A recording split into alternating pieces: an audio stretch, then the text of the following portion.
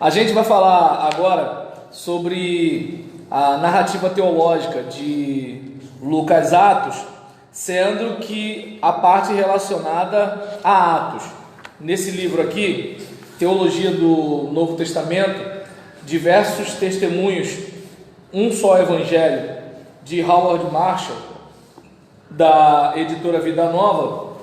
A gente tem o capítulo 5 falando sobre Lucas Atos, na página 117, que fala sobre o primeiro tratado, que não é o nosso assunto aqui, porque Lucas vocês estudaram com o professor Rangel. A gente vai falar sobre o bloco Lucas Atos, a continuação, que é o que a gente chama de Atos dos Apóstolos. E aí, ele vai falando aqui o seguinte: seria difícil exagerar a importância do significado teológico que há no fato de que Lucas, diferentemente dos demais evangelistas, via seu evangelho como a primeira parte de uma obra em 2 volumes. A consistência dessa opinião independe de Lucas já ter o 2º volume em mente quando compilou o primeiro, como eu acredito ser o caso, ou haver decidido mais tarde que o evangelho precisava ser complementado.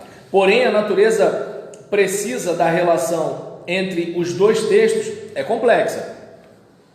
O mais provável é que Lucas estivesse suprindo os cristãos de seu tempo, representados por Teófilo, com uma narrativa das origens cristãs, a fim de confirmar a autenticidade do evangelho que estava sendo pregado e ensinado. A pregação é assim amparada por um apelo aos fatos nos quais ela se baseia, que por sua vez havia sido transmitidos por pessoas em melhor condição de saber o que acontecera. Essa história das origens cristãs tem, contudo, 2 partes. Por um lado, existe a narrativa de Jesus, culminando em sua morte e ressurreição. Seguramente, essa era a base da pregação cristã primitiva. O que se questiona é se a missão e ensinamento de Jesus eram uma parte importante de seu conteúdo. É notório que, de acordo com Atos, o sermão de Pedro a Cornélio, em Atos capítulo 10, versículo 36 a 43, é a única ocasião em que uma referência mais ampla à vida de Jesus é feita por um pregador. Não obstante, é provável que essa referência tenha sido bem mais abrangente.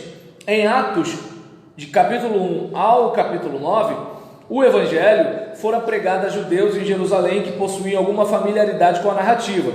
Já em Atos 10, ele foi anunciado aos gentios que tinham apenas um conhecimento escasso sobre os acontecimentos. Em todo caso, uma boa parte da pregação diz respeito à condenação, crucificação e ressurreição de Jesus, ocupando uma porção significativa do evangelho. Por outro lado, existe a segunda parte do plano de Deus, formulada em forma de profecia, de que o arrependimento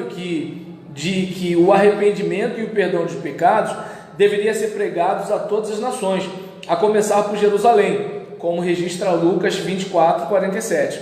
Em um relato completo sobre as bases do evangelho, era necessário mostrar como essa segunda parte do plano de Deus, igualmente crucial, fora cumprida.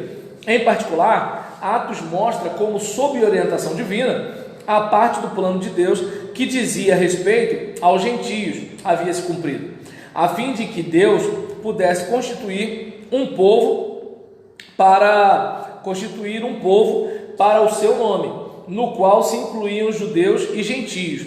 Atos 15, versículo 14. O plano não pretendia excluir os judeus do povo de Deus a partir daquele momento, mas sim incluir os judeus que acreditassem no evangelho. Pode-se ver que uma parte da obra de Lucas implica a outra, e nenhuma delas é completa em si mesma. Em Atos, surgem as questões semelhantes às dos evangelhos a respeito do que Jesus ensinou e acreditou. Atos pretende apresentar uma narrativa da pregação e vida dos primeiros cristãos em geral, e a história de Paulo em particular. Muitos estudiosos argumentam que o quadro apresentado ali da teologia de Paulo difere consideravelmente do que encontramos em suas cartas, o que representa o trabalho de alguém que não conheceu ou não entendeu Paulo plenamente e acabou por fazer um relato um tanto impreciso. A gente discutiu isso nas aulas anteriores. E aí, ora, se Lucas não estava bem informado sobre alguém temporalmente tão próximo a ele, como mais provável seria que estivesse ainda menos informado sobre a teologia e a vida dos primeiros crentes cristãos? Se pensarmos assim, o caminho fica aberto para se afirmar que o cenário descrito por Lucas repousa sobre poucas evidências concretas e representa uma idealização individual daquele período, ou uma leitura retroativa da pregação e atitudes nos primeiros períodos de sua época. Qual é, afinal, a natureza da teologia de Lucas e como ela se relaciona com as verdadeiras teologias das personagens reportadas em suas narrativas? Eu sou partidário dos que põem em alta consideração a confiabilidade histórica de Lucas em Atos. Mas isso não significa que a teologia do autor de Atos deva simplesmente ser identificada, com a de quaisquer dos personagens da narrativa. Nem muito menos defender que a reconstrução de Lucas sobre as concepções desses indivíduos não possa ser aberta a exame detalhado. E aí, por exemplo, a gente observa aqui, ele coloca algumas notas. Compare-se a pouca quantidade de referências à narrativa da missão e dos ensinamentos de Jesus que há nas cartas do Novo Testamento. E aí, quando a gente observa aqui a parte em que tem o sermão de Pedro a Cornélio, ele até chega a colocar aqui: eu usaria com satisfação outro termo, em vez de sermão, com todas as associações equivocadas que o uso contemporâneo atribui a ele, mas eu não consegui pensar em nenhum termo substituto. Discurso não é muito melhor. Ou seja, a questão da fala de Pedro a Cornélio não chega a ser um sermão arrumado como o que a gente prega hoje aqui, mas também discurso fica parecendo uma ideia de que assim, eu só estou contando um negócio. Então por isso que ele escolheu a palavra sermão e ele está tentando explicar aqui. E aí a terceira nota aqui, ele coloca sobre é provável que essa referência tenha sido bem mais abrangente quanto à questão da referência que é feita à vida de Jesus no versículo 36 a 43 do capítulo 10 de Atos. E aí ele olha aqui e diz que Lucas é capaz de repetir narrativas importantes a fim de enfatizá-las, como a conversão de Cornélio, a conversão de Saulo, e mencionar apenas uma vez atividades que seriam razoável presumir terem sido práticas usuais. A quarta nota que a gente observa aqui, quando ele fala sobre a questão, de como é que eu posso dizer, parecer que há uma diferença entre a teologia de Paulo em Atos como a teologia de Paulo nas cartas. E aí ele diz que essa posição acerca da exposição que Lucas fez da teologia paulina em geral é acompanhada de uma crítica que acusa de parcial e impreciso o seu relato do ministério de Paulo. Então a gente tem isso aqui. Vamos então para as linhas narrativas. A gente tem aqui, considerando-se que os três evangelhos sinóticos são formados por diversas unidades pequenas, com algumas maiores, trabalhadas editorialmente numa narrativa com uma certa quantidade de progressão e desenvolvimento, o relato de Atos é muito mais uma narrativa conectada em termos de ordem cronológica. Várias linhas narrativas compõem o enredo. De todos os livros do Novo Testamento, Atos é o que mais claramente exemplifica a relação da teologia da igreja primitiva com a sua missão. Atos é a história de uma missão, no decorrer da qual aprendemos o conteúdo teológico do Evangelho e da teologia sobre a qual repousou a missão aos judeus e gentios. Há uma história de como as testemunhas de Jesus iniciaram sua tarefa em Jerusalém, espalhando-se pela Judéia e Samaria, e então por um mundo mais vasto, até que afinal chegaram em Roma. Atos 1:8. é a história de como a palavra de Deus cresceu territorialmente. Correspondendo aproximadamente a essa narrativa, acompanhamos o modo pelo qual o evangelho primeiro alcançou os judeus falantes do aramaico, passando ao grupo falante do grego, os helenistas em Jerusalém, e depois aos não-judeus, começando com os samaritanos e o viajante etíope, e finalmente chegando aos gentios, numa vasta região de Cesareia, a Antioquia, Chipre e Galácia, da Ásia, Macedônia e Acaia, e por fim, Roma. Trata-se de uma narrativa de expansão cultural. Simultaneamente ao relato da expansão do evangelho e do crescimento da igreja, ocorre ali o desenvolvimento da teologia cristã, e em particular registra-se o modo como a igreja lutou com dois problemas: a oposição do evangelho por parte dos líderes judeus e a admissão dos gentios incircuncisos no povo de Deus. É importante enfatizar que esse último é um problema de duplo aspecto. Lucas não está preocupado somente com a situação dos crentes gentios, mas também com a resposta ou a falta de resposta dos judeus. Faz parte da habilidade de Lucas ser capaz de apresentar esse problema teológico e sua resolução por meio da narrativa da igreja primitiva. Nossa tarefa agora não é recontar essas narrativas como tais, mas antes descobrir a narrativa teológica que está sendo comunicada por Lucas. Vamos ver aqui então a transição e a preparação. A gente vai reparar que Atos inicia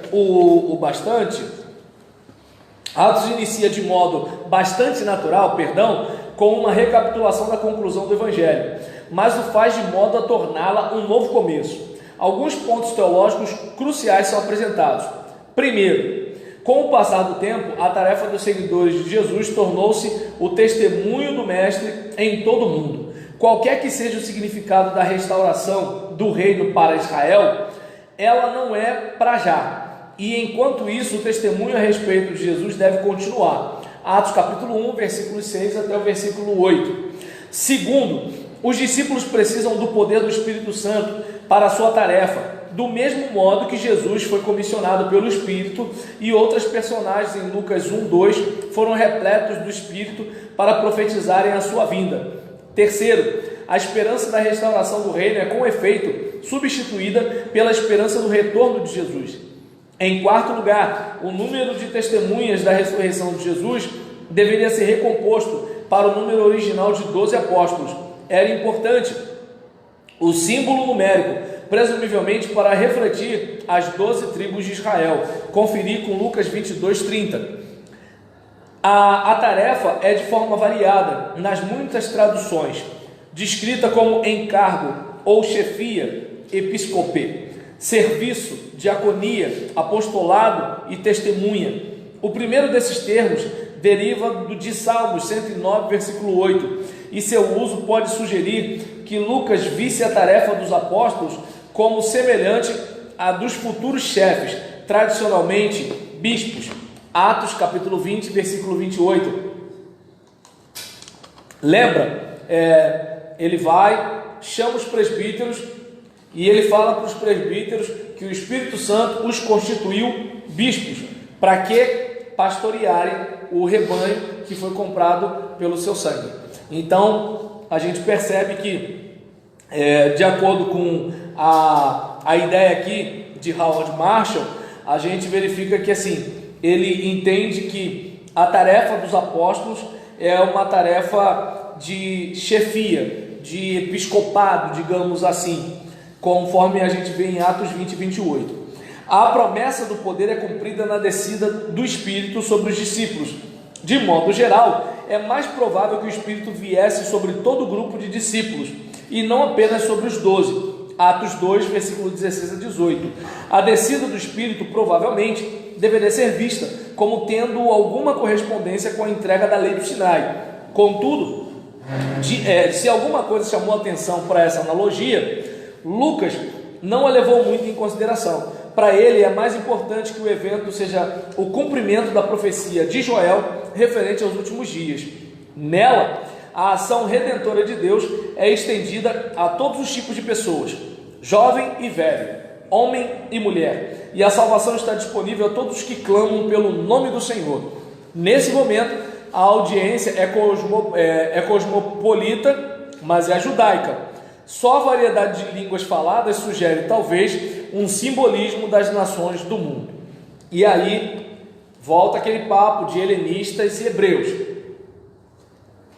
A comunidade alvo da pregação ali é cosmopolita, gente de todas as terras, mas é uma comunidade judaica, são judeus de todas as terras. Por isso que primeiro a gente tem o quê? A igreja, que é uma igreja de cristãos judeus, depois é uma igreja de cristãos gentios. Mas tinha também outros povos também que assistiam isso também. Sim, mas por exemplo, o que acontece entre os helenistas é que os helenistas são judeus, só que são judeus helenistas. Então eles, por exemplo, eles não são cristãos gentios, eles são cristãos judeus também, só que eles vêm de outros lugares e se convertem com a mensagem apostólica. Continuando aqui, então a gente tem a transição e a preparação, depois a gente tem as testemunhas da ressurreição. Agora daremos um exemplo do que os primeiros cristãos faziam em público, tendo Pedro como porta-voz. Eles davam testemunho da ressurreição de Jesus. A essência da proclamação pública de Pedro está em que, não obstante ser reconhecido como divino, Jesus foi levado à morte pelos líderes judeus, mas Deus o ressuscitou e o elevou aos céus, um símbolo claro de que Deus confirmou a sua posição como Senhor e Cristo. Embora Jesus tenha sido entregue às autoridades, cumprindo o propósito de Deus e sua presciência do que deveria acontecer, Pedro acusou seus ouvintes de responsabilidade pela crucificação e, consequentemente, de culpa por ela. Contudo, eles poderiam ser perdoados dos seus pecados pelo arrependimento e submissão ao batismo, recebendo não apenas o perdão, mas também o dom do Espírito. O raciocínio parece ser: as pessoas compartilham a culpa de seus líderes, a menos que elas se dissociem da ação deles. Não é explicado como o perdão ocorre em nome de Jesus Cristo, mas em Joel 2,32, Pedro identifica Jesus como o Senhor que tem o poder de salvar. A promessa do Espírito Santo é associada à profecia de João Batista, de que o Messias batizaria com o Espírito. E Pedro afirma que Jesus recebeu esse dom em sua glorificação à direita de Deus. A razão dessas declarações não fica imediatamente óbvia para o leitor. Como Pedro sabe que Jesus está agora à direita de Deus, que essa posição lhe torna Senhor e Cristo e que havia recebido o Espírito? A resposta provável para as duas primeiras perguntas estaria no registro feito previamente por Lucas no Salmo 110, versículo 1, citado por Jesus, o que seria entendido como uma profecia por ele cumprida, sendo a ascensão de Jesus ao céu a ocasião do seu cumprimento. Em todo caso, a ressurreição e a exaltação estão relacionadas no judaísmo. Primeiro livro de Enoque, capítulo 62, versículo 14 a 16. Segundo livro de Baruque, capítulo 51, versículo 5 e versículo 10. Tem uma base bíblica, deixa eu ver aqui, em Daniel, como uma base bíblica em Daniel, capítulo 12, versículos 1 a 3. Quanto ao dom do Espírito para Cristo, o texto pode refletir uma interpretação do Salmo 68, versículo 18, conferir com Efésios 4, 8, assumindo o significado de receber dons para a humanidade. Salmo 68, 18 é interpretado por aquilo que a gente chama de Midrash, em que se faz tipo uma explicação daquilo que é lido no Antigo Testamento. Por exemplo, quando ele levou cativo o cativeiro, ele tomou o dom dos homens, está em Salmo. Em Efésios ele distribuiu dons aos homens. Está claro que Jesus Cristo continua atuando, pois o batismo é executado em seu nome e é eficaz. As curas também são realizadas em seu nome, o que significa que os agentes de Cristo operam por seu poder e não por autoridade deles próprios. Atos 3, 6. A obra dos apóstolos é, desse modo, uma continuidade da obra de Jesus. da obra de Jesus. Continuando aqui, por meio da qual os sinais do reino de Deus são manifestados e a salvação torna-se efetiva na vida das pessoas por meio da pregação de seus seguidores. Embora Jesus não esteja fisicamente presente, a sua obra continua. No entanto, o conteúdo da mensagem muda. Jesus havia proclamado durante seu ministério a lei de Deus e o chamado às pessoas para serem seus discípulos, seus seguidores. Para serem seus discípulos. Seus seguidores agora anunciavam ao próprio Cristo, ao próprio povo, Enquanto Jesus anunciava a lei de Deus e o chamado às pessoas para serem seus discípulos, os seus seguidores agora anunciavam ao povo o próprio Cristo, como a pessoa cuja vida havia sido entregue em resposta a uma fé com a qual ele estava relacionado. Atos 3,16, Atos 4, de 9 a 10. Assim, Jesus nesse momento é mais obviamente o objeto da proclamação do que fora no Evangelho, embora se deva insistir que ele é ao mesmo tempo o proclamador e o proclamado em ambas as partes da obra de Lucas. Uma variedade de expressões é usada para indicar o status e papel de Jesus. Pedro refere-se a Jesus como sendo um profeta igual a Moisés, Deuteronômio 18, 15 a 19, Atos 3, 22 a 20 e 23. Ele não é um profeta comum, mas sim o líder do povo, como foi Moisés. A descrição se aplica claramente à vida terrena de Jesus, conforme indicado no Evangelho, mas aqui ela parece também indicar a sua atividade permanente. Deve ser observado de passagem que, em vista de sua posição glorificada, qualquer pessoa que não ouvir a Cristo será deixada de fora do povo de Deus. Ser um membro do povo judeu não é em si mesmo uma qualificação suficiente para continuar nas graças de Deus após a vinda do profeta.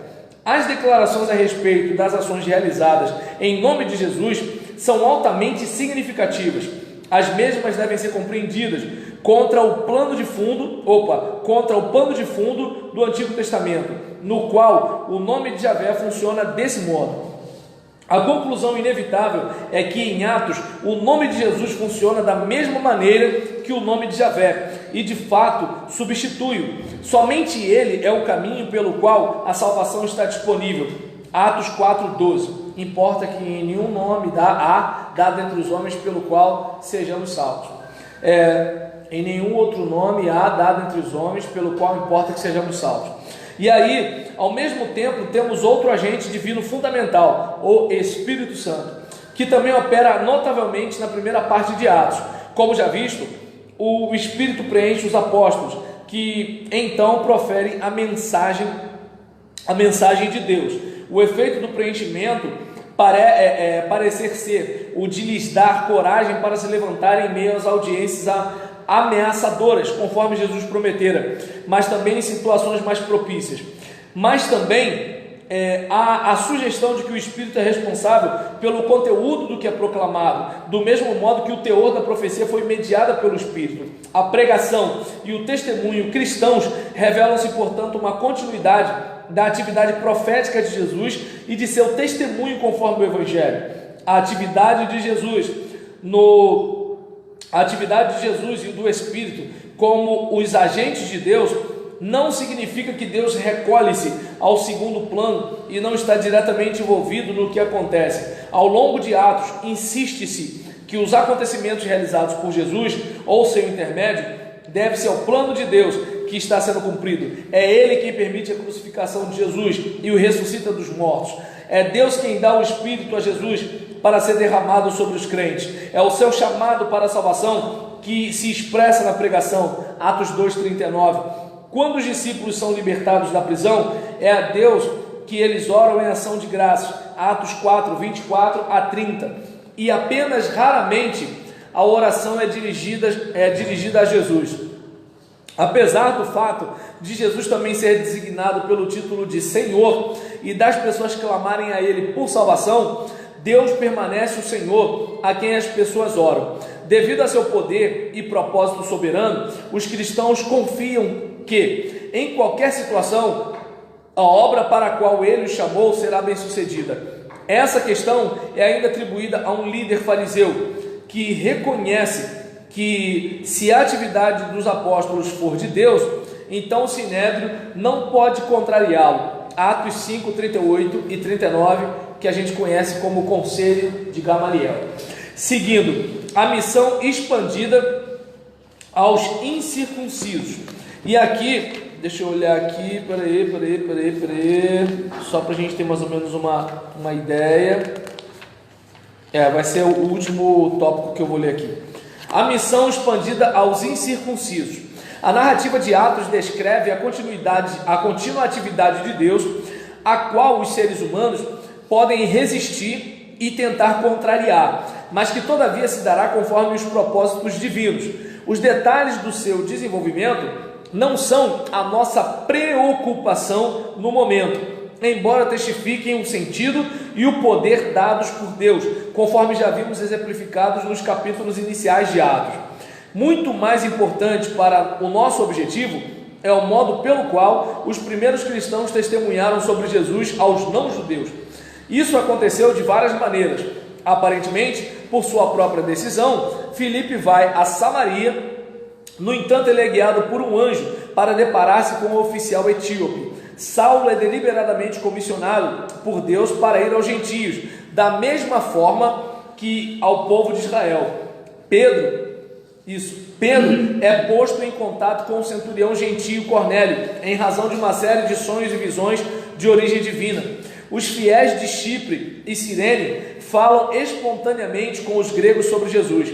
E então as comportas se abrem e a igreja mista de Antioquia, composta de judeus e gentios, decide enviar, através da direção de Deus, 2 missionários, os quais descobrem uma audiência de gentios desejosa de ouvir a sua mensagem.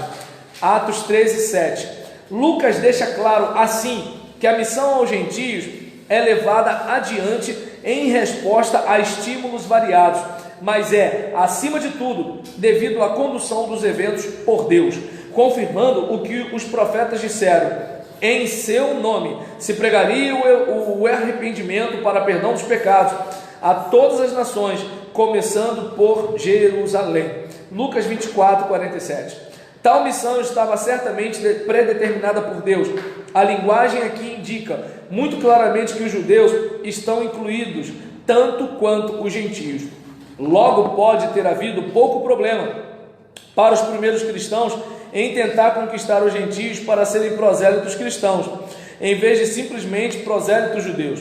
Na verdade, não ouvimos falar de qualquer oposição a isso. Em princípio, embora possa ter havido indiferença sobre realmente fazê-lo. O que causou dificuldade foi decidir se esses convertidos precisariam cumprir todas as exigências da religião judaica como prosélitos judeus comuns.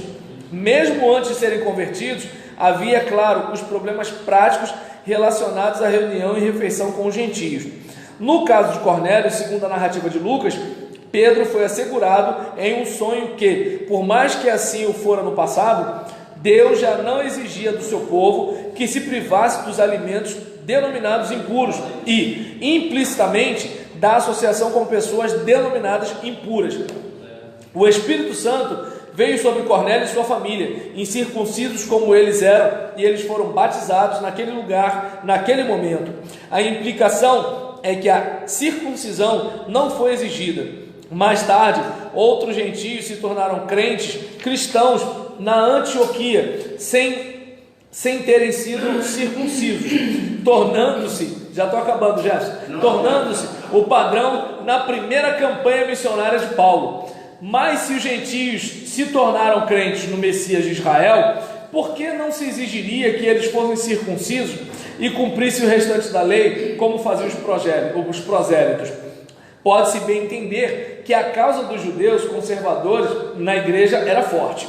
A resposta teológica para isso é dada em Atos 15, onde a questão passou a ser muito categoricamente se os gentios poderiam ser salvos sem a circuncisão. A primeira parte da resposta foi o que poderíamos chamar de pragmática. Um grande número de gentios já havia se tornado crente e recebido o dom do Espírito sem a exigência de que fossem circuncisos. Deus, evidentemente, não levou a circuncisão em conta ao distribuir os dons do Espírito. Não fica claro se os chamados judaizantes achavam que Deus não concederia o Espírito antes da circuncisão, ou que, se ele o concedeu, então a situação deveria ser regularizada através da circuncisão. Uma segunda parte da resposta, novamente fornecida por Pedro, era que a lei tornara-se um jugo insuportável, incapaz de salvar as pessoas por qualquer meio. Atos 15, 10. Como Paulo expressou, por meio dele, Cristo, todo o que crê é justificado de todas as coisas de que não pudeste ser justificados pela lei de Moisés. Atos 13, 19. Contudo, isso poderia ser interpretado com o significado de que a lei de Moisés salvou de alguns pecados e Cristo todo o restante. Tudo somado, é mais possível que o poder seja único. Cristo salva de todos os pecados, pois de nenhum deles a lei de Moisés poderia salvar. Se a lei não podia salvar, não haveria necessidade dos gentios observá-la. Terceiro, Pedro insistiu: é pela graça do Senhor Jesus que nós cremos, a fim de ser salvos, sejam judeus ou gentios. Atos 15, 11. Aqui está implícita uma antítese entre graça e fé, de um lado, e desempenho da lei, de outro. Se tais palavras foram ou não ditas de fato na ocasião, elas representam indubitavelmente a visão de Lucas de que a salvação é pela graça e fé, e não pela observância da lei. A questão pode estar colocada com menos profundidade do que nas cartas de Paulo, mas existe uma concordância fundamental. Vemos novamente um importante fato de que os judeus são considerados mais necessitados da salvação pela graça, por meio da fé, do que os gentios. O caminho para a salvação é o mesmo para ambos os grupos. O Messias é considerado como um Salvador com total poder para salvar aqueles que nele acreditam, e apenas ele possui o poder de salvar. Ninguém mais ou nada mais pode salvar, e não é necessário nenhum complemento ou condições prévias. O veredito do Conselho Apostólico define, portanto, que a circuncisão não é exigida dos gentios. Eles não serão obrigados a ela. Não obstante, certas exigências são impostas aos gentios. A abstinência de alimento oferecido em sacrifício a ídolos, de sangue, isto é, carne de animal não morto de modo judaico, de carne de animais estrangulados e de imoralidade sexual. Acredita-se, em geral, que as crianças estão estourando bola, e mesmo que fosse tiro, a gente ia sair daqui correndo? Então vamos lá. Aí nesse caso, não é que eu não tenho medo de tiro não, gente, é porque seria mais inteligente ficar aqui dentro. Então, continuando, parece que eu sou frio, né? Mas não é, eu estou sendo prático. Então, fazer o quê, né? Eu não sou do Rio de Janeiro igual vocês, eu sou da Baixada, né, gente? Então, e aí nesse caso, vocês são da cidade maravilhosa, cheia de encantos mil. Quem que vai lá perdido? Vigário, Lucas, Pavuna, né? Vamos lá. Seguindo aqui. Podemos? Então, já vimos que o barulho não era tiro, era a bolinha de gás das crianças estourando. Olha o que é a mente, né? E aí, vamos lá. Nesse caso, onde eu estava, Jesus? Na imoralidade sexual? Não, eu estava lendo imoralidade sexual. Eu não estava na imoralidade sexual, tá ok? E aí, nesse caso, acredita-se em geral, tem que ter cuidado. Acredita-se em geral que tais exigências refletiam certos regulamentos estabelecidos em Levíticos 17 e 18 para os judeus e gentios que vivem na terra de Israel, assegurando assim que as principais barreiras à irmandade na igreja seriam removidas. Os gentios não forçariam os cristãos a comer alimentos preparados de forma inaceitáveis, nem eles viveriam em imoralidade sexual. Essas regras representavam com certeza algum tipo de compromisso e seriam aplicáveis apenas em áreas consideradas como pertencentes à terra de Israel em sua extensão mais ampla. Elas admitem que os cristãos judeus continuem a viver em seus modos tradicionais e mais adiante, em Atos, Paulo é representado como agindo dessa forma. Se a concepção de Lucas é que os cristãos judeus precisam ou devem continuar vivendo dessa maneira, é um ponto discutível. O importante de tudo isso é que, para Lucas, os gentios não precisam ser circuncisos, e observar a lei judaica conforme aplicada aos judeus. Eles não precisam se tornar prosélitos judeus. Porém, não era necessário que os cristãos judeus deixassem o seu modo de vida sob a lei judaica, por exemplo, não circuncidando os seus filhos. Então, a gente falou um pouquinho aqui sobre a narrativa teológica de Lucas, pegando as linhas narrativas, falando sobre transição e preparação, testemunhas da ressurreição e a missão expandida aos incircuncisos. Na semana que vem, a gente vai falar sobre o plano divino e Paulo, o prisioneiro cristão, né? O prisioneiro e ainda assim o missionário, e depois a gente vai pegar temas teológicos de Atos. Então a gente para por aqui e que de alguma forma, né, a gente possa estar pensando a respeito disso, sobre, eu lembro de uma música, né, Cristo move as montanhas e tem poder para salvar, né? Aquele, ele é a única pessoa que pode nos salvar. Tem gente que acha que vai para o céu porque não xinga palavrão. Não estou dizendo que é para a gente xingar, tá, gente? Tem gente que acha que não vai para o céu, que vai para o céu porque não xinga palavrão, acha que vai para o céu porque não traiu a mulher. Claro, quando a gente fala não traiu a mulher, é conjunção carnal. Olhadinha não priva ninguém de ir para o céu, né? Aí nesse caso, e assim, porque de vez em quando eu escuto alguém falando aqui, né? Que, pode fantasiar, velho, senão dá mal. Entendeu? Ou seja, ver a barriga de fora da irmã pode, fantasiar que não pode. Não, se ver a barriga do cara, ele se quer retrato pro inferno. Não. Mas é mesmo. Pra mim é a visão do inferno. Pra Janete não é, mas eu não sou Janete. Então, não sou obrigado a gostar. Então, nesse caso, assim, às vezes as pessoas pensam o seguinte: mas se eu fizesse um monte de coisa, eu estou salvo? Bem, eu entendo que assim, peixe não nada na areia, peixe nada na água. Então o prazer do Filho de Deus é agradar a Deus. Ele não faz para ser salvo, ele faz porque é salvo. Eu amo meu filho porque ele é meu filho. Eu não amo meu filho porque ele fala, porque ele escreve, porque ele dança, porque ele pula, porque ele luta karatê. Eu amo porque ele é meu filho, e ele não vai deixar de ser meu filho. Então, se nós somos filhos de Deus, nós somos filhos de Deus. E cada um tem o seu grau de maturidade, cada um tem um nível de força, cada um tem um tipo de capacidade. E assim como você pode ser cristão judeu, você pode ser cristão batista.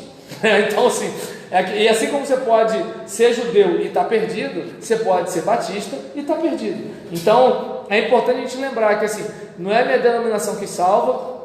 Não é o fato de eu, por exemplo, não trair a minha esposa que me salva. Tem muita gente que é muito mais leal à esposa do que eu, tá entendendo? Tem muitos homens que têm os olhos muito mais santos do que o meu, digamos assim, né, nessa área, mas não reconhece que só Jesus salva. E quando a pessoa faz isso, ela é orgulhosa. E quando ela é orgulhosa, ela não está confiando no poder único e exclusivo de Jesus. Aí é aquele caso: eu vou para o céu por quê? Porque eu sou bom. Não. Miserável homem que sou, quem me livrará do corpo dessa morte? E eu acho que assim, embora o apóstolo Paulo não seja como o Jefferson, não esteja no mesmo nível, mas assim, eu acho que o apóstolo Paulo dizer, miserável homem que sou, quem me livrará do corpo dessa morte? Então eu acredito que assim, se depender de mim para ser salvo, eu vou pular uma fogueira lá junto com Satanás. Só a graça. Entendeu? Só a graça, mais nada, não por obras, para que ninguém se glorie. Por que você chegou aqui? Eu cheguei aqui porque eu era um bom crente. Então você chegou no lugar errado aqui, não é céu não, viu? Pegou o ônibus errado, hein? Mas gente, vamos embora, grande abraço. Aqui no Atos 20, 17 em diante, pastor, profundo. O Espírito Santo já vinha alertando ele com relação à prisão e sofrimento. Ele vinha anunciando o Evangelho. Ele vinha já dizendo aos presbíteros e pastores que em determinado momento ele não estaria mais ali, que apareceriam lobos, né? Olha não, cara. Que intimidade mesmo. Sabendo que ia sofrer, anunciando o Evangelho. Mas já dizia, havia loucos naquela época já. O cara até falou no dia de existia gente, cara. Cuide com dinheiro, velho. Cuide de vocês mesmos, cuide do seu rebanho. Já vinha alertando, né? Mas e a gente está nesse tempo. E a gente está, Pastor, o cadastro está Você já fechou aí? Vou fechar. Eu ia fechar, você começou a falar. Perdão, né? Que isso, sem problema. O Jefferson está parecendo